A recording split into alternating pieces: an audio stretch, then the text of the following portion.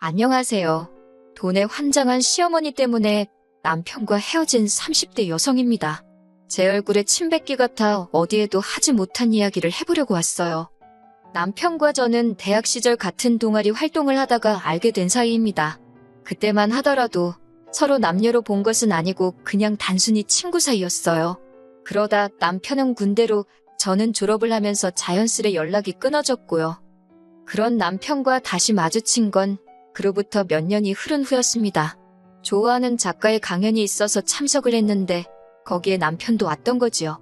남편이 저를 먼저 알아보고는 아는 체를 해왔고 저도 모처럼 대학 시절 친구를 만나 반가웠답니다. 그리고 이후로 저희는 급속도로 가까워져 금세 연인 사이가 되었고 얼마 지나지 않아 결혼 이야기까지 주고받게 되었지요. 처음 결혼 이야기가 나왔을 당시 남편은 모아놓은 돈이 5천 있었고 저는 모아둔 돈이 9천 있었어요. 말이 나와서 말이지만 남편이 모은 돈이 제 예상보다 많이 적어서 좀 당황스럽더라고요. 저보다 늦게 사회생활을 시작했다는 건 알고 있었지만 그래도 이렇게 모은 돈이 차이가 날 줄은 몰랐으니까요.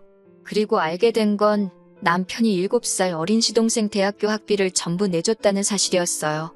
저도 동생이 있지만 동생의 학비라던가 그런 걸 제가 내줘야겠다는 생각은 해본 적이 없거든요. 친정 부모님이 그러기를 바라신 적도 없고요. 그래서 남편이 그런 말을 했을 땐 솔직히 꽤나 당황스러웠네요. 남편도 눈치가 보였는지 변명하듯 하는 말이 이제 시동생도 곧 취직을 할 거고 자기도 더는 도와줄 생각이 없답니다. 그러니 저더러 조금만 이해해 줄 수 없겠냐 하대요. 답답하긴 했지만 지나간 일 가지고 남편을 탓할 수도 없는 일이고 집집마다 사정이라는 게 있는 법이잖아요. 그래서 조건 하나를 내걸며 알겠다고 했어요. 그건 바로 결혼하게 되면 시동생이든 시댁이든 돈 들어가는 일은 무조건 저랑 상의를 해달라는 거였지요. 이후로 저희는 본격적으로 결혼 준비에 나섰습니다. 남편이 시동생 학비를 부담했다는 걸 알게 된 이후로 따져묻지는 않았지만 시댁의 경제적 사정이 좋지 않은가 보다고 막연히 짐작하고 있었고 그래서 별 기대 같은 건 없었어요.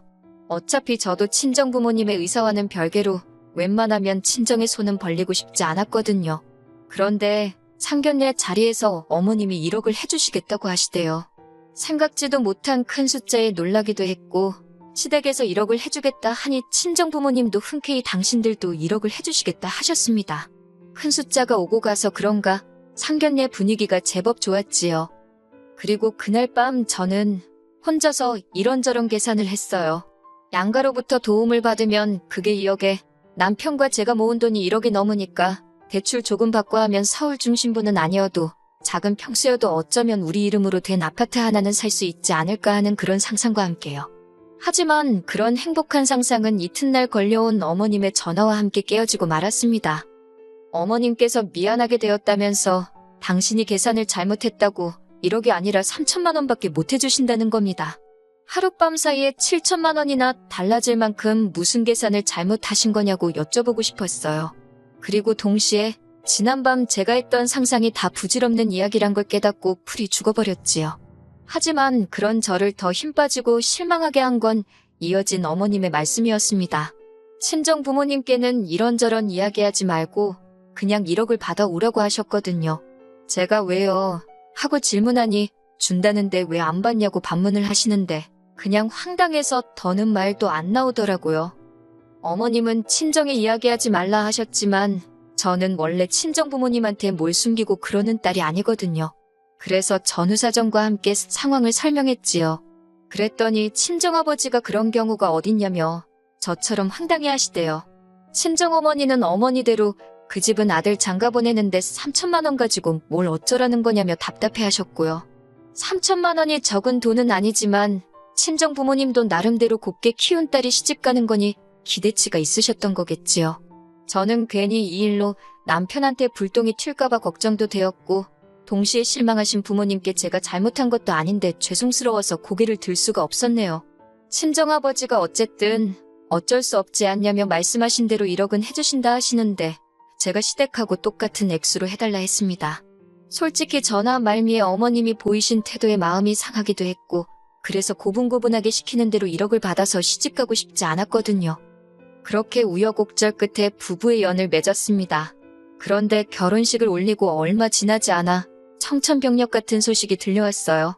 남편이 풀 죽은 목소리로 말하길 다니는 회사가 갑자기 사정이 안 좋아져서 전 직원 월급이 절반으로 삭감되게 되었다는 거예요.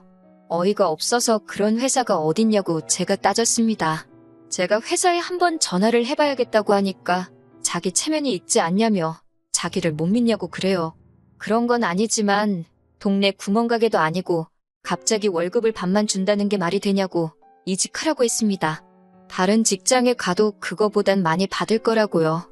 그런데 남편이 하는 말이 지금 직장도 3년을 못 다녔는데 또 이직한다고 하면 새 회사에서 자기를 좋게 보겠냐입니다. 그러면서 남편이 자기는 지금 다니는 회사도 좋고 사람들도 좋아서 그냥 절반 받고 다니고 싶다나요. 한숨만 나왔지만 저라고 별다른 뾰족한 수가 있던 것도 아니었으니 어쩔 수 없이 알겠다 했어요. 그리고 정말로 그달부터 남편 월급으로 150 들어오대요. 고정지출만 300이 넘는 상황에서 남편 월급이 150제 월급이 320이 된 거지요. 그래서 어쩔 수 없이 양가에도 상황을 알렸습니다. 그래야만 했던 게 원래 저희가 결혼하면서 서로 약속했던 것이 한 달에 30만 원이라도 양가에 꼭 용돈을 드리자는 거였어요. 남편이고 저고 이만큼 키워주신 것에 대한 감사의 표현으로요.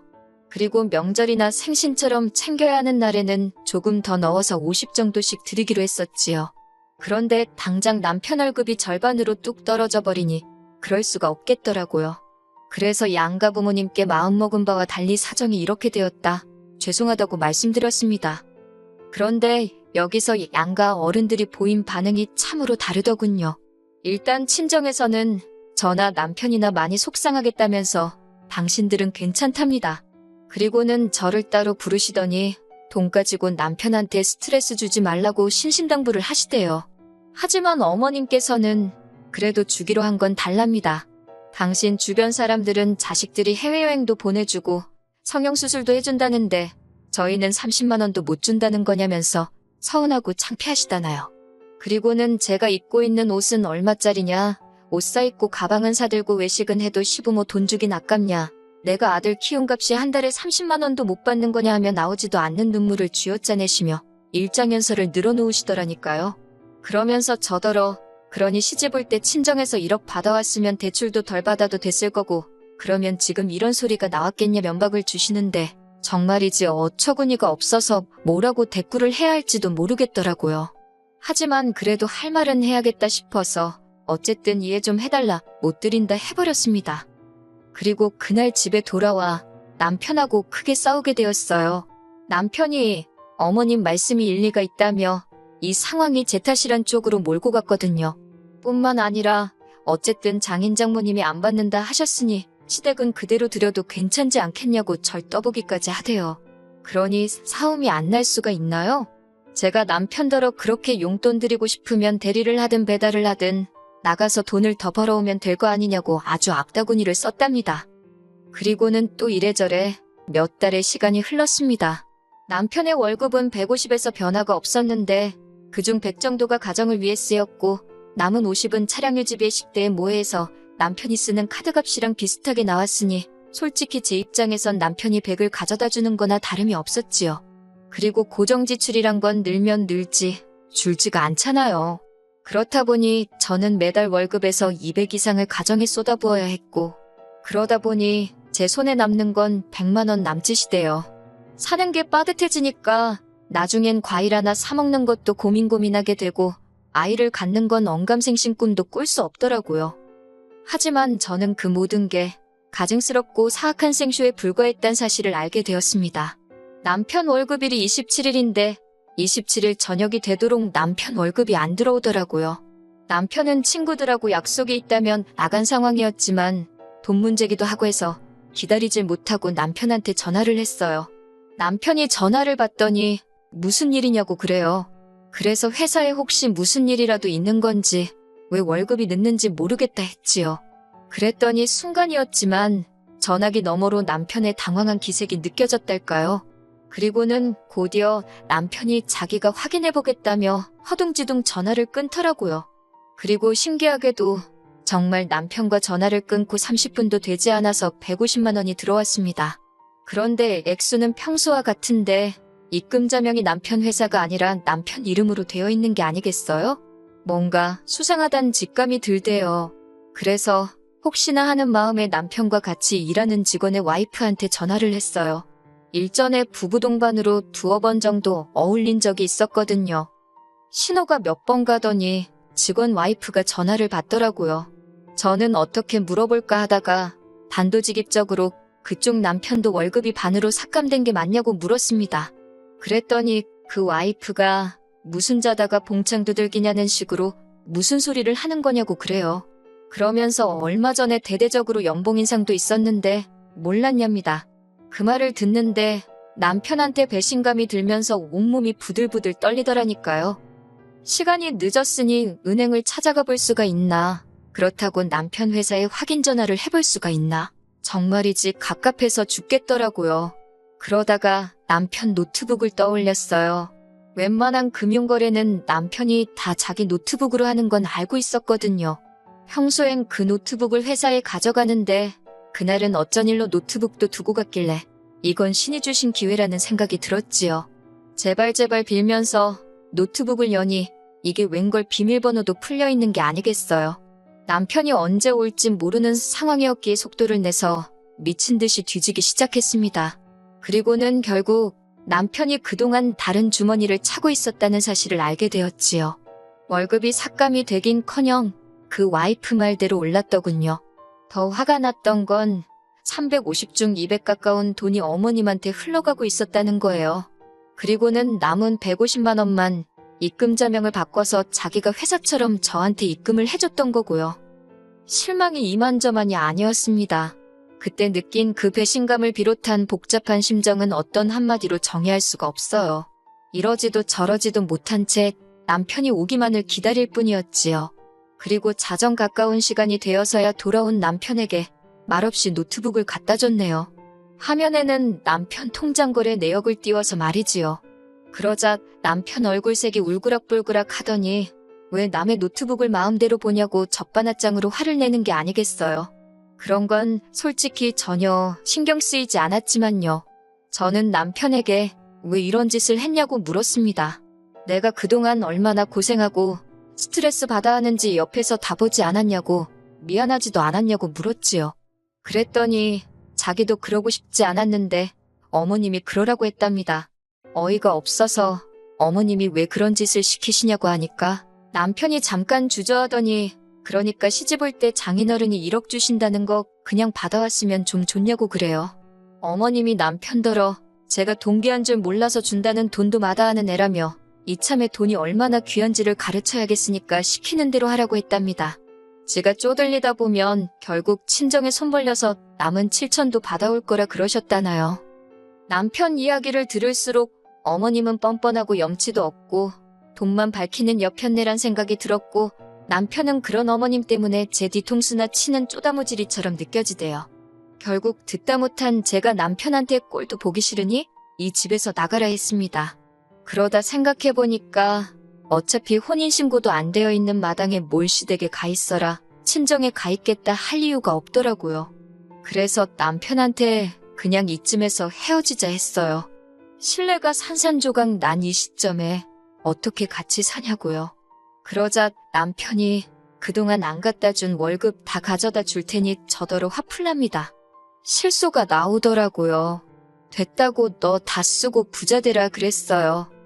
이후로 며칠 동안 남편과 실랑이가 있었습니다. 남편은 자기가 생각이 짧았다며 앞으론 절대 그럴 일 없을 거라고 이렇게는 못 헤어진다고 저를 잡고 매달리대요. 하지만 남편의 그런 모습을 볼수록 제 마음은 차갑게 식어만 갔습니다. 어머님이 보이신 반응은 더 가관이었어요. 시부모가 돼서 며느리도 자식이니 좀 가르쳐보려고 그런 거랍니다. 그러면서 당신의 깊은 속뜻을 제가 왜 이해를 못하는지 답답하다나요. 그리고는 하시는 말씀이 진짜 헤어질 거면 당신이 해준 3천만 원은 돌려달랍니다. 제가 생각해보고 말 것도 없이 싫다고 못 준다고 했어요. 저 좋으라고 주신 돈도 아닌데 왜 저한테 그러시냐고 어머님 아들한테 받으시라 그랬지요. 그러자 어머님이 저더러 사기꾼이네 꽃뱀이네 하시길래 저도 어머님더러 어머님은 빈대고 남편은 방울뱀이냐고 받아쳐버렸네요. 그리고 이후로 벌써 2달 가까운 시간이 흘렀습니다. 남편은 와이프나 속이고 돈이나 빼돌리는 찌질이로 회사에 소문이 나서 얼굴도 못 들고 다닌다고 그 직원 와이프가 소식을 전해주더군요. 제가 웃으면서 그 소문은 도대체 어쩌다 난 거냐고 물으니 그 직원 와이프가 대답은 안 하고 실실거리대요. 맞아요. 사실 소문이 났으면 좋겠다 싶어서 일부러 슬쩍 제가 그 여자한테만 이야기를 흘렸거든요. 한편 남편과 헤어진 이후로 저는 그 어느 때보다 잘 지내고 있습니다. 동계산하면서 궁상 안 떨어도 되니까 살만 나네요.